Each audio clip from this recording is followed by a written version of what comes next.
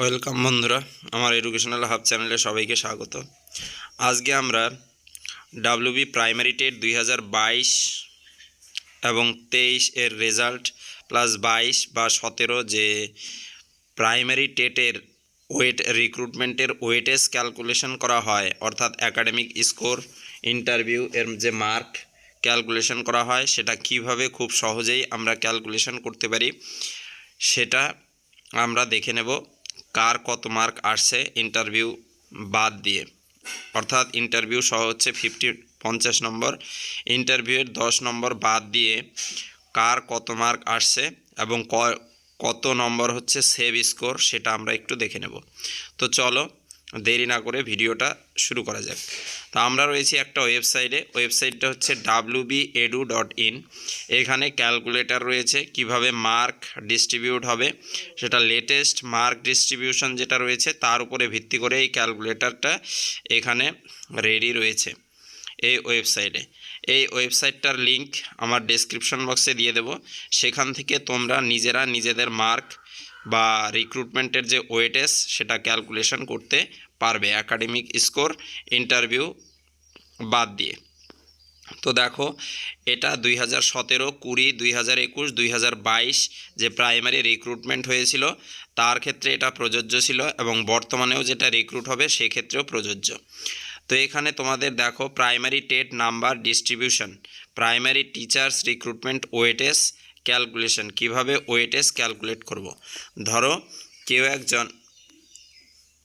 ধরো মাধ্যমিকে কেউ 700 নম্বরের উপরে ফুল মার্ক ছিল 700, ঠিক আছে।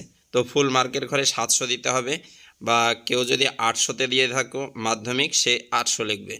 আর সে নাম্বার কত পেয়েছে, 800-র মধ্যে পরীক্ষা হয়েছিল, এইখানে সে কত নম্বর পেয়েছে নিজের নাম্বার এখানে লিখে দিবে।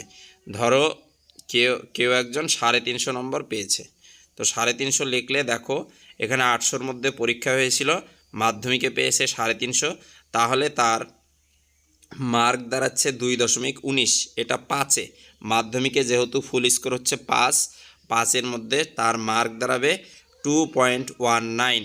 এই ক্ষেত্রে আবার 700-র মধ্যে যদি পরীক্ষা হয় এখানে 700 লিখে দিতে হবে। ধরো 700 লিখলাম, এখানে কেউ একজন 350, বা ধরে নিলাম এখানে কেউ একজন 275 নম্বর পেয়েছে, তাহলে তার ওয়েটেজ দাঁড়াবে, মার্ক দাঁড়াবে মাধ্যমিকে 1.96। ঠিক আছে, এখানে শুধু ক্লিক করলেই ক্যালকুলেট করে দেবে, যেহেতু এটা একটা ক্যালকুলেটর। তারপরে দেখো এইচএস হায়ার সেকেন্ডারিতে ধরো ফুল মার্ক হচ্ছে 500, তুমি যত পেয়েছো এখানে সেই মার্কটা দিয়ে দেবে। ধরো 500-র মধ্যে পরীক্ষা হয়েছে, কেউ একজন 310 নম্বর পেয়েছে, তাহলে তার ওয়েটেজ দাঁড়াবে কত, 6.2, কারণ হায়ার সেকেন্ডারিতে স্কোর হচ্ছে 10। ঠিক আছে, ট্রেনিং, বিএড বা ডিএলএড, এবার ডিএলএডটা যেহেতু মেইন, এবার ডিএলএডে কত নম্বর ছিল, 1400। ডিএলএডের ফুল মার্ক হচ্ছে 1400, তুমি কত পেয়েছো সেটা এখানে লিখে দেবে। কত পেয়েছো, ধরো কেউ একজন 750 নম্বর পেয়েছে, যদি 750 নম্বর পায় তাহলে এখানে যেহেতু ট্রেনিংয়ের ক্ষেত্রে নাম্বার হচ্ছে 15-15-র মধ্যে তার মার্ক দাঁড়াবে 8.04। ঠিক আছে, তারপর টেটে কত নম্বরের মধ্যে টেট হয়, ধরো টেট হচ্ছে 150 নম্বরের মধ্যে টেট, একজন নাম্বার আচ্ছা মার্ক অফ টেন্ট, এটা 150 নম্বরের মধ্যে পরীক্ষা হয়, কত নম্বর তুমি টেটে পেয়েছো সেটা লিখে দেবে। ধরো কেউ একজন নাম্বার পেয়েছে 90, তাহলে তার টেট এর মার্ক দাঁড়াবে 3। ঠিক আছে, তারপর এখানে তোমাকে ইন্টারভিউয়ের মার্ক পুট করতে হবে। ইন্টারভিউয়ের মার্ক হচ্ছে 10, 10-এর মধ্যে হচ্ছে তুমি ধরো কেউ একজন 5 মার্ক পেয়েছে, তো 5, এক্সট্রা কারিকুলারের মধ্যে হচ্ছে 5 মার্ক, একটা এক্সট্রা কারিকুলারের জন্য এক নাম্বার, এক করে 5 নম্বর রয়েছে। কারো যদি এক্সট্রা কারিকুলারের মধ্যে 1 থাকে, 1 পায়, সে 1 দেবে। যদি 2টা এক্সট্রা কারিকুলার কারো হয়ে থাকে তাহলে 2, সাধারণত 1 থেকে 2 হয়ে থাকে। তো এইভাবে তোমাদের মার্ক ডিস্ট্রিবিউট হবে, আর মার্কটা তাহলে তোমার দাঁড়ালো, রেজাল্ট ওয়েটেজ দাঁড়াচ্ছে 24.2। তো এইভাবে তোমার মার্ক ক্যালকুলেটরে কত আসে সেটা তুমি দেখে নিতে পারবে। তো এটা হচ্ছে ক্যালকুলেটর, এটার লিঙ্ক আমি ডেসক্রিপশন বক্সে দিয়ে দেব, সেটা তোমরা সেই ডেসক্রিপশন বক্স থেকে এখানে ঢুকে তোমার কত মার্ক আসছে সেটা তুমি জেনে নিতে পারবে। দেখো, যেটা 2014 সাল এবং 2017 সালের যে এক্সামটা হয়েছিল সেখানে ইন্টারভিউয়ের পর সেভ মার্ক কত ছিল সেটা একটু জেনে নেব। জেনারেলের ক্ষেত্রে এখানে সেভ মার্ক ছিল 50-এর মধ্যে 33 থেকে 34।